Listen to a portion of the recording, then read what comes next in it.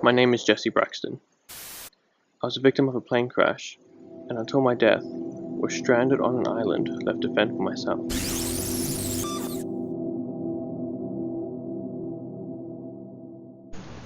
Video log entry 5. You probably can't see, but I'm in a new place right now. I'm on top of the mountain.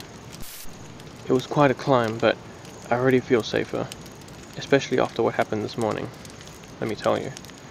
You'll not believe it, but I think it must just be my luck. As I was preparing my things, getting ready to leave to the mountain, I started hearing a noise coming from behind me.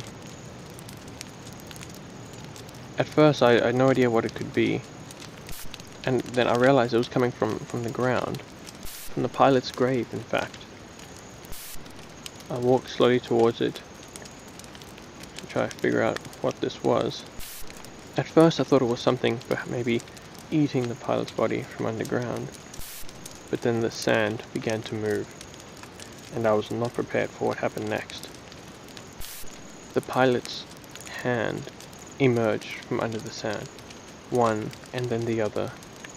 Further and further they dug out. The pilot was literally digging his way out of the grave. The dead pilot that I buried, that had drowned in the plane wreck, was digging his way from under the ground.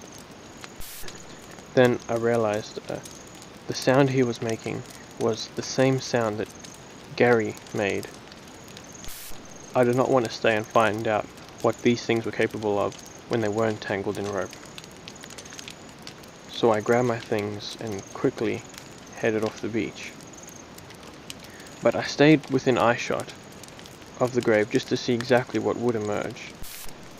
And when it finally arose, the most bizarre thing happened.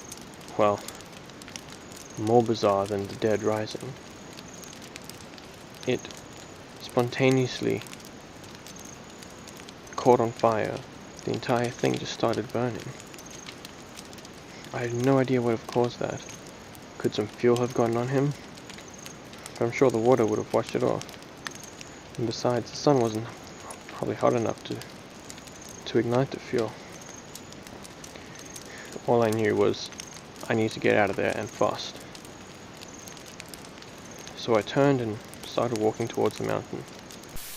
I had clearly overstayed my welcome on the beach, and it was time I left. By the time I got to the mountain, I still had plenty of daytime left, so I thought I should begin the climb. I realized that I had no idea how big the mountain actually was. By the time I got there, it was this monster of a mountain. Nothing like I'd ever seen before. And the best part was, there were even little waterfall things coming from within the mountain, but multiple of them, which led to a little lake, I guess, at the base of the mountain. Fresh water, yes. I shall never go thirsty again. So after rehydrating myself on delicious water, I started the climb. Well, it wasn't much of a climb. I still can't really use my left hand too much, so it was more just taking large steps up.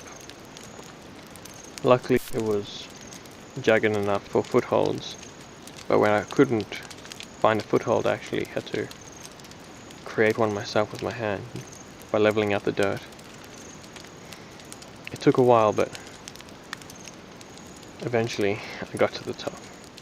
So that basically brings us to now. I've set up a bit of a camp, tied my hammock to 2 trees, created a fire using the emergency fire starters.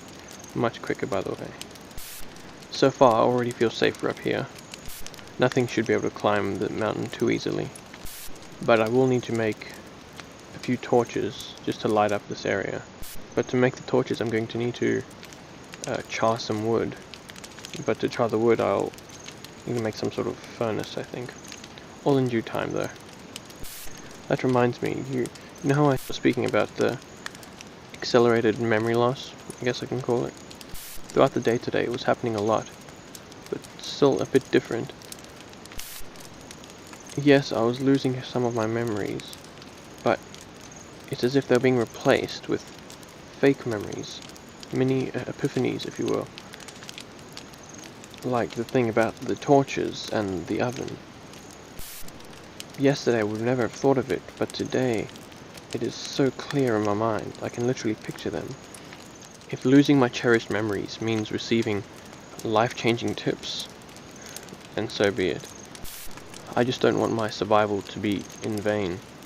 That when and if I finally return to my family, I have no idea who they are.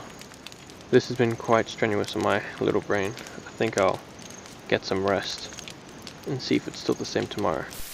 Until then, Braxton out.